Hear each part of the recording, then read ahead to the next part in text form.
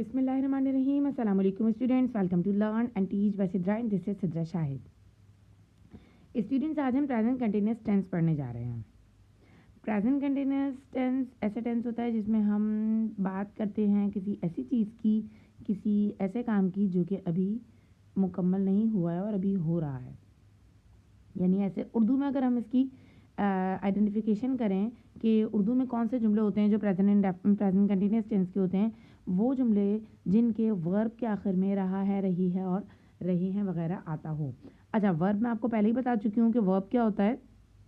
जो भी काम होता है वो वर्ब होता है। जुमले में जो भी होने वाला काम होता है उसे हम क्या कहते हैं, वर्ब कहते हैं।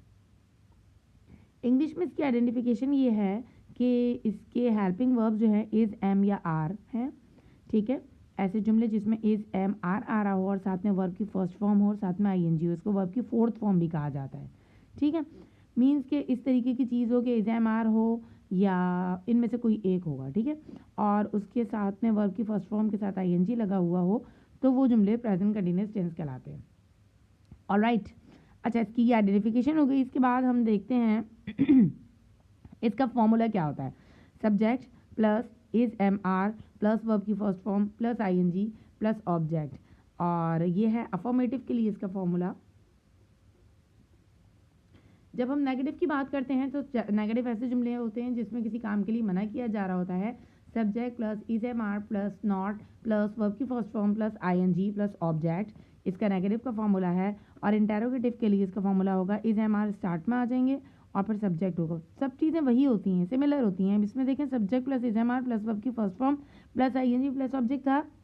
इसमें क्या हो गया, इज, एम, आर के बाद जस्ट नॉट लगाया आपने नेगेटिव के लिए। ठीक है, और इंटेरोगेटिव में उस नॉट को हटा के इज, एम, आर को स्टार्ट में लाए, उसके बाद सब्जेक्ट लिखा, फिर वर्ब की first form I plus ING plus object. तीनों फॉर्मूले एक दूसरे से रिलेट करते हैं, एक दूसरे के जैसे ही हैं। ठीक है, मैच करते हैं। अच्छा, अब हम जो है, मैंने आपको पहले भी बताया है कि आपको फॉर्मूला याद होना चाहिए, आपको आइडेंटिफिकेशन आनी चाहिए कि आप किस तरीके से आइडेंटिफाई करेंगे कि कौन सा टेंस है, और आपको फॉर्मूला याद होना चाहिए कि फॉर्मूला हमारे टेंस का क्या है। और इसके साथ साथ आपको क्या पता होना चाहिए कि सब्जेक्ट किसे कहते हैं, वर्ब किसे कहते हैं और ऑब्जेक्ट किसे कहते हैं। इसके लिए आप मेरे चैनल पर दूसरी वीडियोस मौजूद हैं, उसमें भी देख सकते हैं। मैंने आपको सब्जेक्ट, वर्ब और ऑब्जेक्ट के बारे में बताया है। और यहाँ भी मैं बताती चलूँ कि जो भी जुमले में काम कर रहा होता है, काम करने वाले को सब्जेक्ट कहा जाता है। काम करने वाले को सब्जेक्ट कहते हैं। इधर कौन काम कर रहा है, परिंदे हवा में उड़ रहे हैं, ये जुमला है। इधर उर्दू में इसकी आइडेंटिफिकेशन, उर्दू में जुमला है तो उर्दू में ही इसकी आइडेंटिफिकेशन ढूंढेंगे कि कौन से टेंस का है। तो इसके एंड में क्या आ रहा है, रहा है, रही है, रहे हैं वगैरह आना चाहिए। तो इसके एंड में आ रहा है रहे हैं। ठीक है, परिंदे हवा में उड़ रहे हैं, तो ये हमारा कौन सा टेंस हो गया, प्रेजेंट कंटिन्यूअस टेंस हो गया।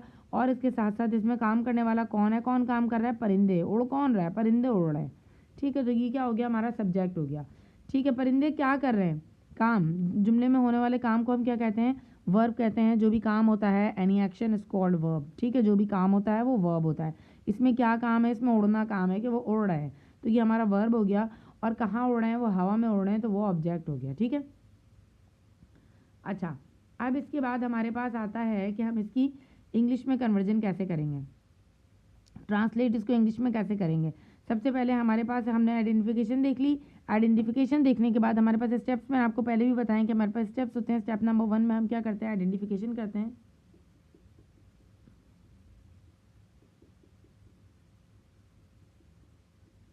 स्टेप नंबर 2 में हम क्या करते हैं, स्टेप नंबर 2 होता है हमारे पास, उसमें हम क्या करते हैं, सब्जेक्ट, वर्ब और ऑब्जेक्ट को सेपरेट करते हैं कि कौन है सब्जेक्ट, कौन है वर्ब, कौन है और ऑब्जेक्ट कौन है, उसकी आइडेंटिफिकेशन करते हैं।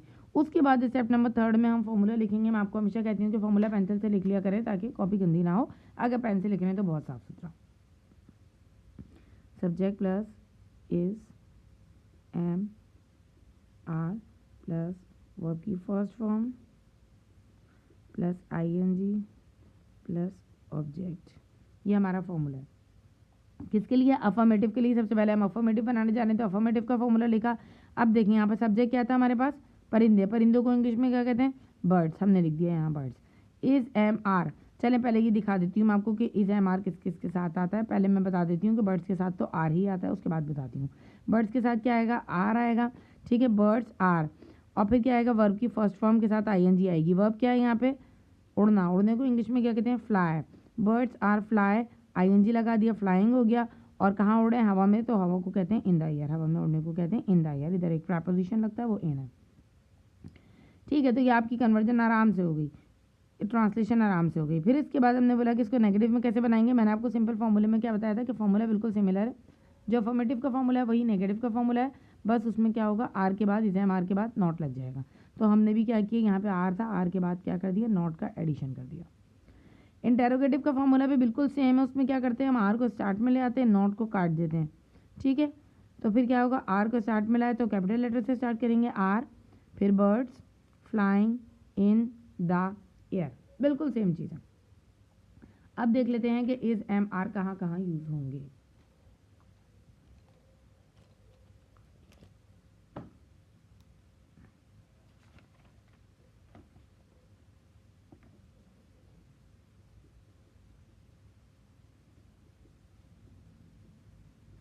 इज एम आर, अच्छा एम जो होता है ना वो सिर्फ आई के साथ यूज होता है, ठीक है। एम जो होगा वो सिर्फ आई के साथ यूज होगा। इज का मतलब वैसे होता है, ये सिंगुलर के लिए यूज होता है और ये प्लूरल के लिए यूज होता है। उर्दू में इसका मतलब होता है और इंग्लिश और उर्दू में आर का मतलब होता है, ठीक है। जब आप प्लूरल की बात करते हैं तो हम हैं कहते हैं, और सिंगुलर की बात करते हैं तो हम क्या कहते हैं, है कहते हैं। जैसे कि ही शी इट, दे इधर आएगा, यू भी इधर ही आएगा, ही शी इट दे, और my father, my mother, the sun, the moon, everything इधर ही आती है। कोई सिंगुलर नेम होगा, जूहा, is, Allah, is, Quran, the holy Quran होता है,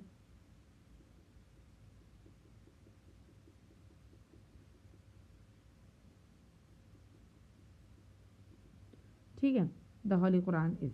ये सब क्या हो गया, हमारे पास सिंगुलर चीज़ें थी तो हमने लिख दिया। अब प्लूरल जितनी भी चीज़ें आएंगी वो हम यहाँ लिखेंगे। यू प्लूरल और सिंगुलर दोनों कंडीशंस में आर के साथ ही आता है। जैसे कि मैं यहाँ पर माई फादर है तो इधर अगर मैं पेरेंट्स की बात करती हूँ तो पेरेंट्स में दो आ जाते हैं, ठीक है। फिर उसके बाद आ जाता है सन, एक होता है, मून एक होता है। अगर स्टार्स की बात करते हैं तो स्टार्स इधर आ जाएंगे, एक स्टार होगा तो वो इधर आएगा। और जैसे कि जोहा के साथ हम और नाम को ऐड कर दें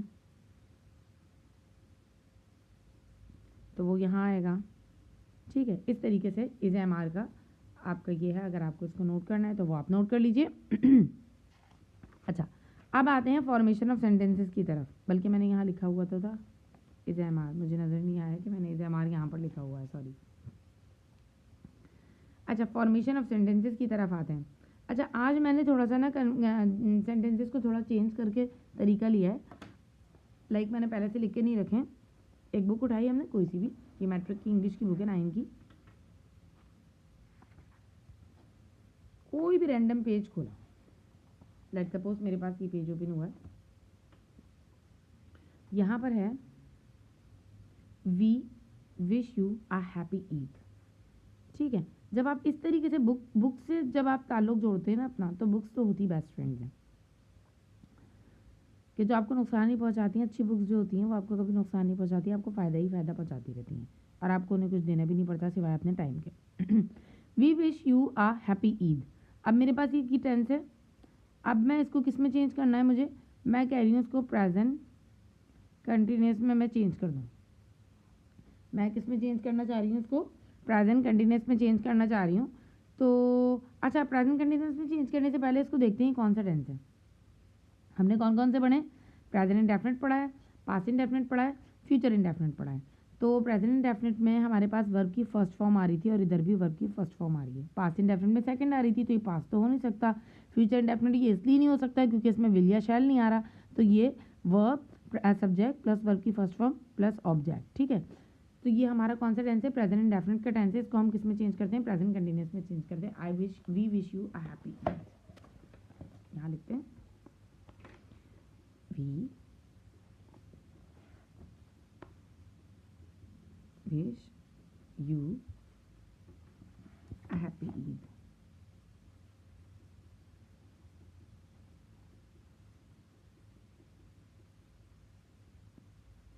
अच्छा, ये फुल स्टॉप जो होता है ना, ये इन्वर्टेड कॉमास के अंदर होता है। ये चीज़ याद रखिएगा कि फुल स्टॉप इन्वर्टेड कॉमास के अंदर होता है। पहले फुल स्टॉप लगता है और उसके बाद इन्वर्टेड कॉमास आते हैं, ऑलराइट। अब मैंने आपको कहा था कि मुझे इसको किस में चेंज करना है, प्रेजेंट कंटिन्यूअस में चेंज करना है। किस में चेंज करना है, प्रेजेंट कंटिन्यूअस में इसको मुझे चेंज करना है। प्रेजेंट कंटिन्यूअस में चेंज करने के लिए मैंने आपको कहा था कि हम क्या करेंगे, जिस टेंस में भी कन्वर्ट कर रहे होंगे हम उस टेंस का फॉर्मूला लिखेंगे। Subject plus is, am, are plus verb की first form plus ING plus object, ठीक है। हम इसका फॉर्मूला लिख लेते हैं। अब हमारे पास क्या है, हम इसको कन्वर्ट करना स्टार्ट करते हैं। और उसके बाद सेकंड स्टेप क्या था, एक तो फर्स्ट स्टेप में हम फॉर्मूला लिख रहे थे, सेकंड स्टेप में हमें सब्जेक्ट ऑब्जेक्ट और वर्ब निकालना है। काम करने वाले को सब्जेक्ट करते हैं। यहाँ कौन काम कर रहा है, यहाँ पे वी काम कर रहे हैं। वी का मतलब होता है हम, सब्जेक्ट। अब वर्ब क्या है, विश कर रहे हैं, सही है। और बाकी को हम क्या अज्यूम कर लेते हैं कि ये हमारा ऑब्जेक्ट है, ठीक है। अब हम बहुत आसानी से कर सकते हैं। वी मैंने आपको बताया, वी के साथ कहाँ क्या लगेगा, वी के साथ आर लगेगा, वी के साथ आर लगेगा। सब्जेक्ट क्या है, वी, उसके बाद क्या लगेगा, इज एम आर में से आर, फिर वर्ब की फर्स्ट फॉर्म, वर्ब क्या है यहाँ पर विश, वर्ब की फर्स्ट फॉर्म के साथ आईएनजी लगाना है, तो क्या हो गया विशिंग। और बाकी वैसी के वैसी, ऑब्जेक्ट वैसी, यू आर हैप्पी ईद, पहले फुल स्टॉप उसके बाद इन्वर्टेड कॉमास, ऑलराइट। हो गया, कोई मुश्किल नहीं थी इसके साथ में।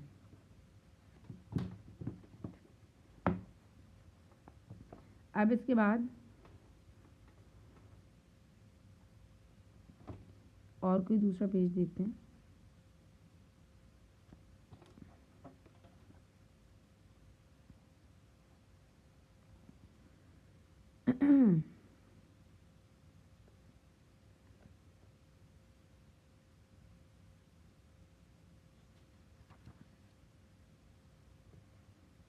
ये देखें,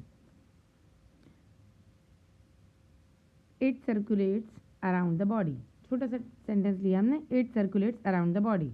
अब इसको हम किस में चेंज करेंगे, प्रेजेंट कंटिन्यूअस में चेंज करेंगे। और ये भी कौन सा जुमला है, ये प्रेजेंट इंडेफिनिट का जुमला है।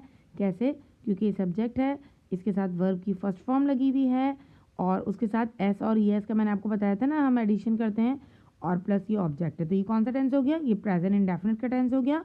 अब हम देखिए, पहचानना बहुत आसान होता है टेंस को। कोई सा भी टेंस आपको टीचर कहती है बताइए यहाँ पे कौन सा टेंस है, तो आप कैसे पहचानेंगे।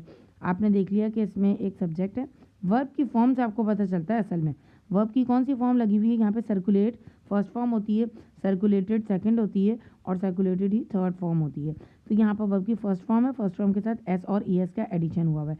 तो मैंने आपको बताया था कि वर्ब की फर्स्ट फॉर्म के साथ हमारे पास जो होता है प्रेजेंट इंडेफिनिट होता है और उसमें एस और ई एस का एडिशन भी समटाइम्स हमें मिलता है, हर दफ़ा नहीं मिलता। ये भी मैंने आपको बताया था, इसके लिए आप मेरी प्रेजेंट इंडेफिनिट वाली वीडियो देख सकते हैं। उसमें बहुत डिटेल से मैंने ये चीज़ आपको क्लियर की है कि कहाँ पर एस लगाना है और कहाँ पर ई एस लगाना है, alright. It circulates around the body, second लेते हैं।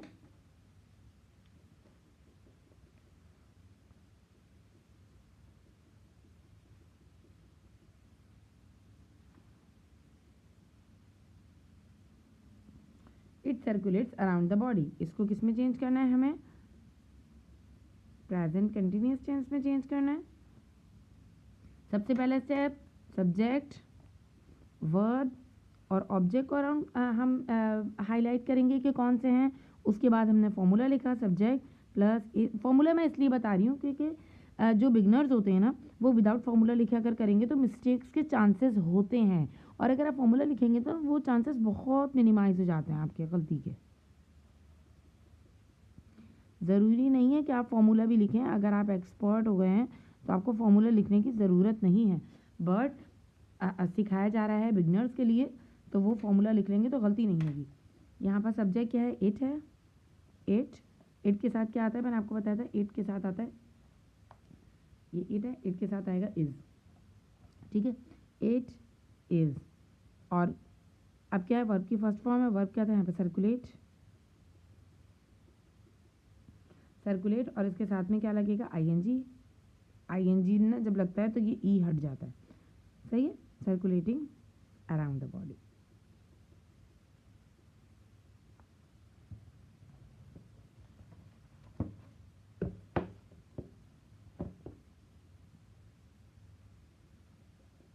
ठीक है, ये आपका टेंस हो गया, it is circulating, it is circulating around the body, it circulates around the body, तो ये हो गया it is circulating around the body. अच्छा, इसके नेगेटिव और इंटेरोगेटिव में देख लेते हैं इसका।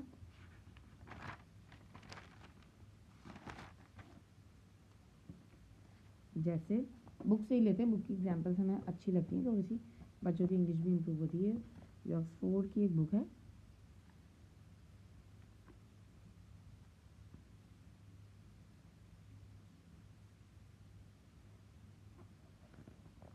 अच्छा एक ये देखिए किस तरीके से जुमला दिया हुआ है यहाँ पे, did you not get my letter, did you not get my letter,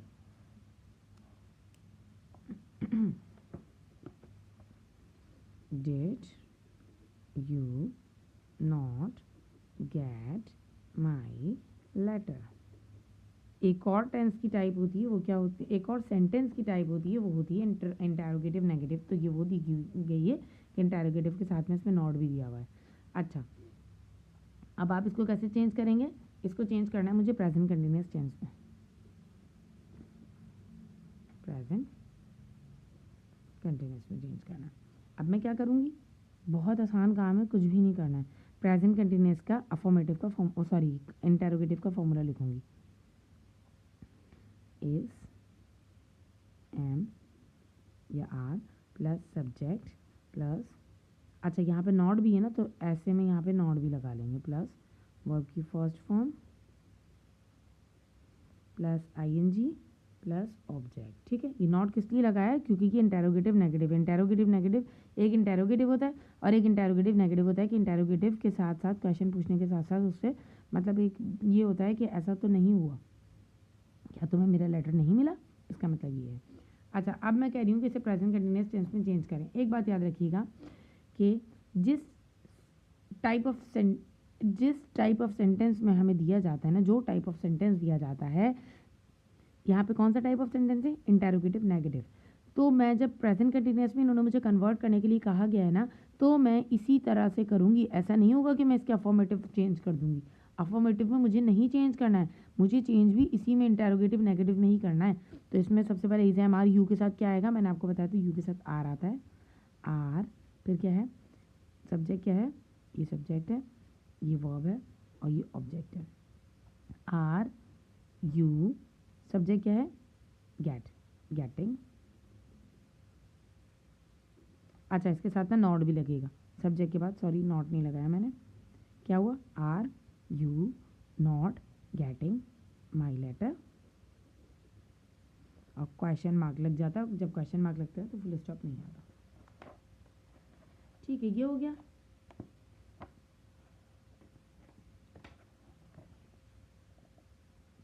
अच्छा, ये देखें, one day Merlin the wizard came out of the deep green valleys of Wales, इसको चेंज करते हैं, यहाँ लिखते हैं, one day Merlin the wizard, Merlin एक विज़र्ड का नाम है, विज़र्ड करते हैं जादूगर को, Merlin the wizard came out of the deep green valleys. ये बुक अच्छी है, इसमें से ना अच्छी हमें लाइंस मिल रही हैं ना, तो ये मैं अब स्कूल भी यही बुक लेकर जाऊंगी ताकि कन्वर्जन बच्चों को इसी तरीके से करवाऊँ। वैसे मैं जो बुक क्लास में अवेलेबल होती है उसी से कोई भी सेंटेंस उठाते हैं हम और उसको चेंज करते हैं। One day Merlin the wizard came out of the deep green valleys. सही है। अब मुझे इसको किस में चेंज करना है, प्रेजेंट कंटिन्यूअस में चेंज करना है। वही पढ़े ना हम लोग, तो उसी में चेंज कर रहे हैं। अच्छा, अब सबसे पहला स्टेप मैंने आपको क्या बोला, सब्जेक्ट वर्ब और ऑब्जेक्ट निकालें। ज़रूरी नहीं कि सब्जेक्ट शुरू में हो। सब्जेक्ट किसे कहते हैं, काम करने वाले को सब्जेक्ट करते हैं। इधर कौन काम कर रहा है, मर्लिन द विजर्ड। सब्जेक्ट क्या है ये, मर्लिन द विजर्ड। क्या किया उसने, केम आउट, वो क्या हुआ, बाहर आया। ये हो गया हमारा वर्ब। कहाँ से बाहर आया, डीप ग्रीन वैलीज से। ये हो गया ऑब्जेक्ट। ठीक है, सब्जेक्ट ऑब्जेक्ट और वर्ब निकालना बहुत ज़रूरी है, उसकी आइडेंटिफिकेशन आपको होना बहुत ज़रूरी है। इसके लिए आप मेरी प्रेजेंट कंटिन्यूअस और सॉरी प्रेजेंट इंडेफिनिट और पास्ट इंडेफिनिट की वीडियोस देख सकते हैं। अच्छा, अब इसके बाद क्या है, हमें क्या करना है, फॉर्मूला लिखना है। ये अफर्मेटिव का फॉर्मूला है ना, हम अफर्मेटिव का सेंटेंस है ना, हम अफर्मेटिव में ही लिखेंगे। Subject plus is am are plus verb की first form plus ING plus object. ठीक है, अब चेंज कर लेते हैं। सब्जेक्ट क्या है, मर्लिन द विजर्ड। उससे पहले जो भी कुछ है ना उसको एज इट इज लिख दिया। One day Merlin the wizard. ठीक है, केम, केम क्या होता है, कम, केम कम, कम की सेकंड फॉर्म है ये। लेकिन इसके साथ और क्या लगेगा, सब्जेक्ट के बाद क्या लगेगा, इज एम आर। एक है ना, सिंगुलर है ना विजर्ड, तो इज आएगा, is coming out of the deep green valleys. अच्छा, वैसे उसूलन जब हम प्रेजेंट कंटिन्यूअस की बात करेंगे तो इधर वन डे फिर नहीं आएगा, फिर ये होगा ना, Merlin the wizard is coming out of the deep green valleys. क्यों नहीं आएगा, ये ज़्यादा परेशान होने की ज़रूरत नहीं है, इसलिए नहीं आएगा कि वो हम इस तरीके से बोलते हैं ना, अगर हम इस तरीके से बोलें उर्दू में, एक दिन मर्लिन जो था विजर्ड वो अपनी ग्रीन वैलीज से बाहर आया। लेकिन जब हम ये बात करेंगे कि मर्लिन विजर्ड मर्लिन जादूगर अपनी डीप ग्रीन वैलीज से बाहर आ रहा है, तो हम इसमें एक दिन नहीं लगाएंगे। ठीक है ना, वन डे नहीं लगाएंगे।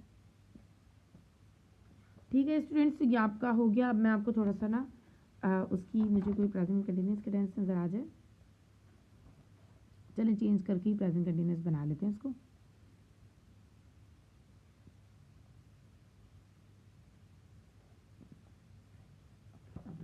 You are making drawings of the flowers, ये भी मैंने इसी में से लाइन ली है बट चेंज कर दिए।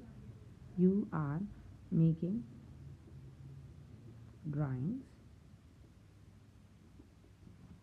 Of the flowers.